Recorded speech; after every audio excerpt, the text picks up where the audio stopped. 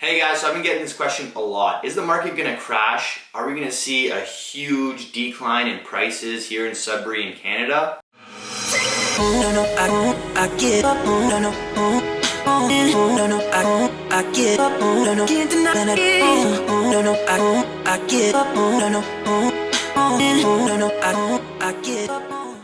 The Bank of Canada has been raising the rates slowly, actually pretty fast, pretty aggressively over the last 6 months. So we've seen now we're hovering about just over 5% for the 5-year fixed, which is really affecting the affordability of the buyers. The rising interest rates are affecting everything from variable mortgages to the boat loans, Sea-Doo loans, car loans, and even like student debt and line of credits.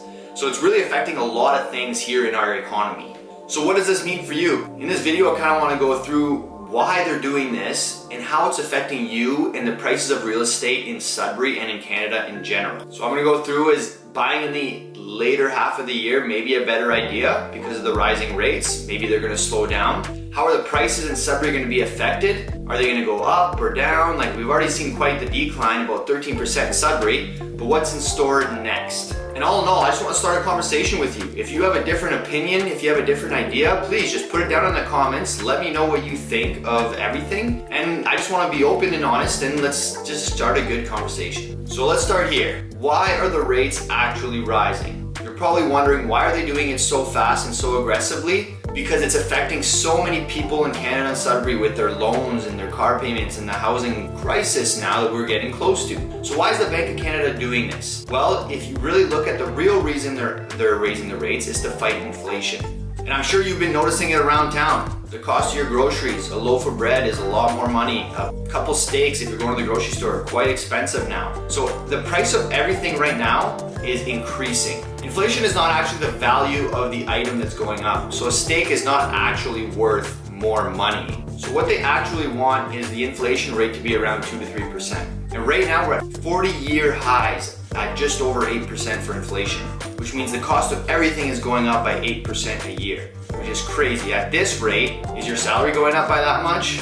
No. So when you realize what they're actually trying to do and what they're actually trying to fight is slowing down the inflation. So the more money that there is in the economy, which is what the low interest rates were doing, it was reducing the cost of debt. So Canadians were taking out more debt, buying more real estate, buying more toys, quads. That's why the price of everything started going up, because there was more money in the economy. So what they're really trying to do is raise the rates to slow down spending so that people are buying less of these things, so the demand slows down. All of it is a whole supply and demand thing. So what's also making it even worse is the supply chain issues. So not only was the demand going up because of the low interest rates, we were also seeing less product available because there was holdups all around the world because of COVID. So it was like a compiling effect that really made things spiral or start to spiral out of control, and now they're trying to aggressively fix that. So how far are they willing to go to slow this down? Well, Tiff Macklem said that they were even willing to raise the rates fast enough that they would even risk putting us into a recession, which I'm sure you've been hearing signs of. So technically speaking, 2 negative quarters of GDP decline is considered a recession, which we are in now.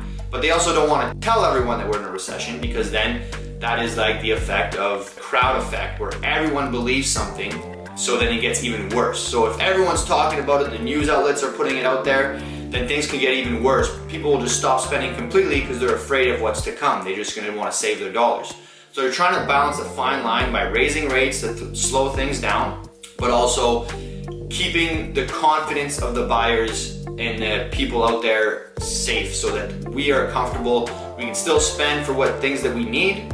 So we're not hoarding money, but we're also not overspending and causing the inflation rate to go through the roof. So what, I kind of explained it earlier, but what caused inflation? So at the start of the pandemic, with all the lockdowns and everything, the economy was slowing down, right? There was less trading, less people buying things because you couldn't really go out. So the way that they fix this is by lowering interest rates to make the cost of borrowing cheaper. When the cost of borrowing is cheaper, businesses can start easier, they can sell more things because they can get more product, lower their costs. The product doesn't cost as much because they're not paying as much as an interest. the consumer, so us, the average Joes, are going to the grocery store, we're buying quads, boats, new homes. The rental market, so people buying rental properties, went through the roof because the cash flow is a lot higher when your interest rate is low. So basically it's too much dollars chasing too few goods. So there was way more money in the system, and people not being able to go on vacations, they had more money to spend on other things. So the Amazon spending went up. There was more competition to buy these items because the supply issues, but also all the money that was in the economy. So that's really what's causing the issue and was causing inflation. So the whole point of reducing the rates was to increase the flow of money and reduce the economic impact of a lockdown. So I know what you're thinking right now. They're trying to reverse this, so they're quickly increasing rates. So the market is gonna crash, right? And I know some of you in the comments are probably excited for that, commenting, saying, oh yeah, it's definitely gonna crash, we've been due for a crash. Well, before you think that there's gonna be a crash, there's 4 things that I wanna mention that really makes me feel confident about Canada and our situation. Don't get me wrong, we've already seen a slowdown in the real estate market. The prices were at crazy averages for all of Canada, and in Sudbury even we went up really fast. But for it to be a crash, you need to have all these homeowners that have purchased, and they need to be selling all at the same time, right? For an actual crash. Right now the prices are just readjusting, but you need a super increase of supply. And people aren't gonna sell at a loss. So here are the 4 things that I want you to keep in mind when you're thinking about what's in store for Canada and Sudbury in the future. Number 1 is home equity. There are so many sellers out there that have a ton of value in their home and equity in their home. They've taken advantage of this increase. So the value of their home has went up so much from what they owe that even if there was some sort of market downturn, they could sustain it with the equity that's in their home. They could pull out a little bit of equity and use that to survive.